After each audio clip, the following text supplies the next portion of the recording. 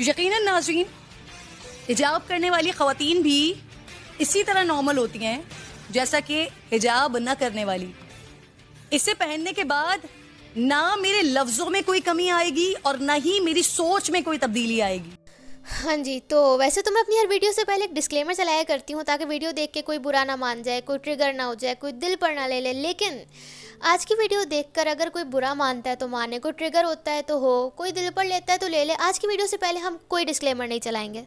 आज की वीडियो में मैंने कुछ भी अपनी तरफ से नहीं लिखा, ठीक है। सब कुछ रियलिटी बेस्ड है जो कि हमारी सोसाइटी में हो रहा है। और ये स्पेशली आज की वीडियो है उन लड़कियों के लिए जो पर्दा करती हैं या हिजाब करती हैं, क्योंकि ना मैं खुद एक हिजाबी हूँ तो मैं इन चीज़ों को बहुत अच्छे से रिलेट कर सकती हूँ। बहुत ज़्यादा क्रिटिसिज्म फेस करने को मिलता है, लोग एक्सेप्ट नहीं करते, लोग आपको अलग तरह से ट्रीट कर रहे होते हैं। तो आज मैं वीडियो में यही चीज़ हम लोग डिस्कस करेंगे जो हम डेली बेसिस पर सुन रहे होते हैं, जो एक हिजाबी लड़की सुन रही होती है। बहुत सारी बातें सुनने में आती हैं, लोग तरह तरह से ट्रिगर करने की कोशिश कर रहे होते हैं।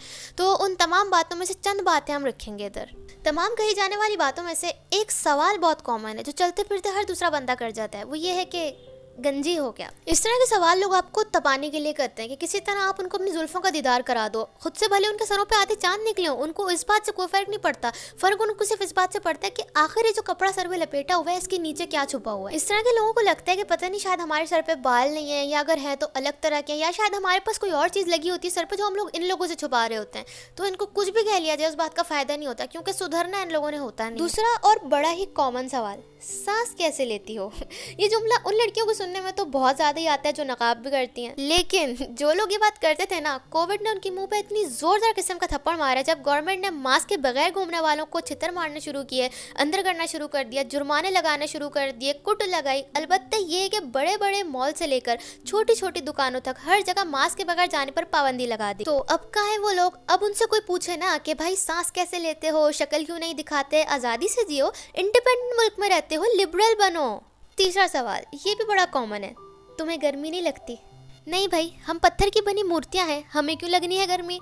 यानी कितना ही कोई अजीब और गरीब किस्म का सवाल है, क्यों गर्मी नहीं लगती हमें, हम इंसान नहीं है, हमारे पास एहसास नहीं है या हम चीज़ों को महसूस नहीं करते। लगती है भाई, हमें भी गर्मी लगती है। लेकिन हमें ना एक बात बहुत अच्छे तरीके से मालूम है कि हमसे वहाँ की गर्मी बर्दाश्त नहीं होगी।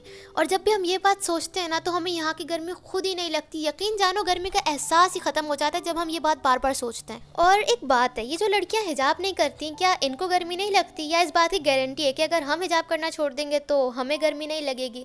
मतलब लोग अपनी बात को जस्टिफाई करने के लिए, वजनी बनाने के लिए कुछ भी बोलते हैं। चौथी, जजमेंट जो हमारे बारे में की जाती है कितनी कंजर्वेटिव है। एक तो 2016 के बाद फेमिनिज्म के 2 नंबर कॉन्सेप्ट्स ने लॉजिक की दीवारों को इस कदर हिला दिया है कि अब लोगों को लिबरल होने में, आज़ाद ख्याल होने में और बेशरम होने में कोई फ़र्क ही महसूस नहीं होता।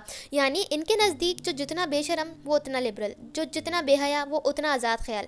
लेकिन जिसमें जितनी तमीज़ है, जितनी हया है, जितनी शर्म है, वो उतना ही कंजर्वेटिव और पुराने ख्याल वाला। इसी कॉन्सेप्ट की बुनियाद पर जब किसी को पर्दे या हिजाब में देखते हैं तो उसे कंजर्वेटिव होने का ताना मार जाते हैं, मतलब जीना मुश्किल। जबकि ऐसा हरगिज़ नहीं है। शर्म और हया को कायम रखते हुए भी इंसान मॉडेस्ट बन सकता है, लेकिन सोसाइटी ने उसकी अलग जहतें बना रखी हैं। 5वीं जजमेंट जो हमारे बारे में चलते फिरते लोग कर जाते हैं, ये भी कोई पर्दा है भला।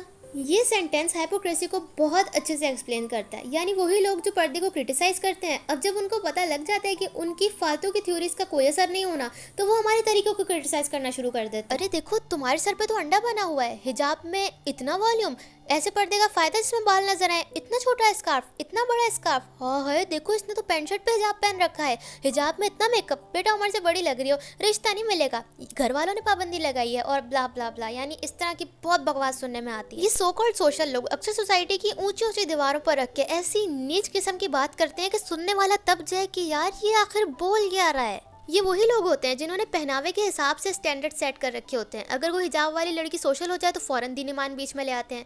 बेटा इतने पर्दे का क्या फ़ायदा जिसमें तुम इतना सोशल हुई भी हो। अच्छा, अगर कोई बगैर दुपट्टे वाली भी सोशल हो जाए ना तो बख्शना इन्होंने उसे भी नहीं होता। अब कुल मिलाकर नतीजा क्या निकलता है, लोगों की ज़बानें बहुत लंबी हैं, इसलिए उनके मुंह में नहीं ठहरती। आप अच्छा करोगे वो आपको तब भी नहीं बख्शेंगे, वो अच्छाई में से बुराई निकाल लेंगे, और अगर आप बुरा करोगे तो आप पर जन्नती और जहन्नुमी होने के फतवे भी जारी हो जाएंगे। इसलिए जो भी करो अपने लिए करो, अपनी खुशी के लिए करो। पर्दे के मुतालिक कुरान की एक आयत का तर्जुमा ये है, ए औरतों तुम अपने घरों में ठहरी रहा करो और ज़माने जाहिलियत की तरह बेपर्दा ना फिरो। ये एक कुरानिक आयत का तर्जुमा है, तो बात तो यही ख़त्म हो जाती है, फुल स्टॉप लग जाता है। इसलिए मैं तमाम हिजाब करने वाली लड़कियों से, पर्दा करने वाली लड़कियों से यही यही बोलूँगी कि जो तुम कर रही हो ना वो बिल्कुल ठीक है। 10 आएंगे 10 भौंकेंगे चले जाएंगे, इग्नोर करो। बाकी आज की वीडियो के लिए बस इतना ही। अब ऐसे और कौन से टॉपिक्स है जिनके ऊपर हमें बात करनी चाहिए मुझे ज़रूर बताना, और अपना ख्याल रखना। मिलेंगे अगली वीडियो में, डिस्क्रिप्शन देखते जाना। खुदा हाफिज़।